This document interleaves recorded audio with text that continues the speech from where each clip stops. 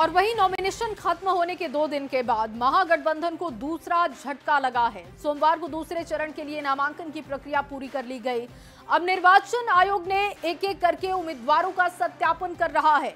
निर्वाचन आयोग ने मोहनिया सीट से आरजेडी प्रत्याशी श्वेता सुमन का नामांकन रद्द कर दिया। आपको दिखाते हैं। भाजपा को और उनके उम्मीदवार को मुझसे डर है, मेरे पार्टी से डर है। ये है श्वेता सुमन।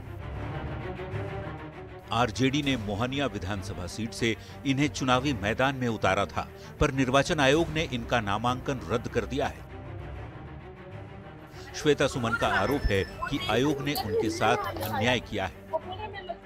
आरोप लगाया गया था कि मेरा जाति प्रमाण पत्र, मैं यूपी की हूँ, मेरा जाति प्रमाण पत्र यूपी का नहीं होकर के मैं यहाँ की मूल निवासी नहीं हूँ, जबकि मैं 20 सालों से मैं यहाँ पे रह रही हूँ।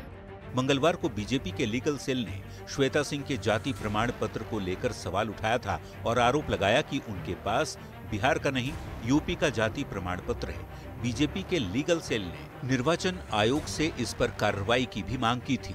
अब जरा ये भी जान लीजिए कि निर्वाचन आयोग का नियम क्या कहता है। नियम के मुताबिक किसी राज्य में आरक्षित एससी सीट से चुनाव लड़ने के लिए उम्मीदवार को उसी राज्य की अनुसूचित जाति का सदस्य होना अनिवार्य है। श्वेता सुमन के पास उत्तर प्रदेश की रविदास जाति का प्रमाण पत्र है, जो बिहार में अनुसूचित जाति सूची में शामिल नहीं है। चूंकि मोहनिया एससी के लिए आरक्षित सीट है, इसलिए निर्वाचन आयोग ने श्वेता सिंह का नामांकन रद्द कर दिया और आरजेडी को दूसरा झटका दे दिया। इससे पहले निर्वाचन आयोग ने वीआईपी के उम्मीदवार शशि भूषण सिंह का नामांकन रद्द किया था।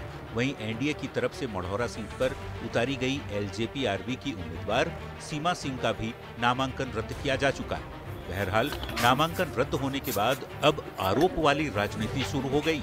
देखना होगा कि इस डबल ट्रबल के बाद महागठबंधन का अगला कदम क्या होता है। पटना से संवाददाता रवि एस नारायण के साथ ब्यूरो रिपोर्ट, न्यूज़ 18। तो 2025 बिहार विधानसभा चुनाव में अब तक 3 उम्मीदवारों का नामांकन रद्द हो चुका है, जिससे न केवल प्रत्याशियों को बल्कि पार्टियों को भी झटका लगा है।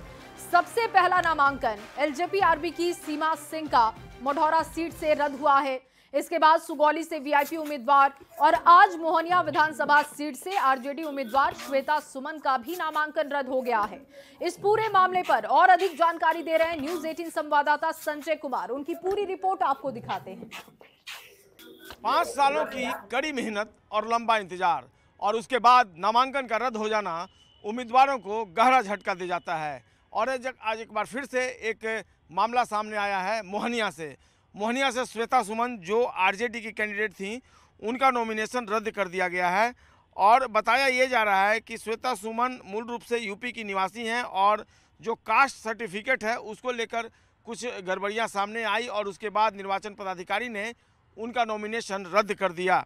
इसके पहले भी सुगौली विधानसभा सीट से आरजेडी के जो सिटिंग एमएलए हैं शशि भूषण सिंह, जो फिलहाल वीआईपी के टिकट पर खड़ा हुए थे और वीआईपी से उन्होंने नॉमिनेशन किया था, उनका भी जो नॉमिनेशन है वो रद्द कर दिया गया था। मढ़ौरा विधानसभा सीट से भी लोजपा रामविलास के जो कैंडिडेट थी सीमा सिंह, उनका भी नामांकन जो है वो रद्द कर दिया गया था और पहला ऐसा नाम था नॉमिनेशन कैंसिल होने का सीमा सिंह का, जिसने लोजपा रामविलास को एक गहरा झटका दिया।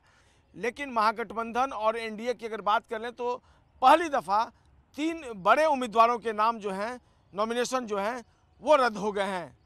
और इससे कहीं ना कहीं जो दूसरी पार्टियों के प्रत्याशी, प्रमुख पार्टियों के प्रत्याशी खड़े हैं, उन्होंने राहत की सांस ली है। कैमरा पर्सन राहुल के साथ संजय कुमार, न्यूज़ 18 पटना।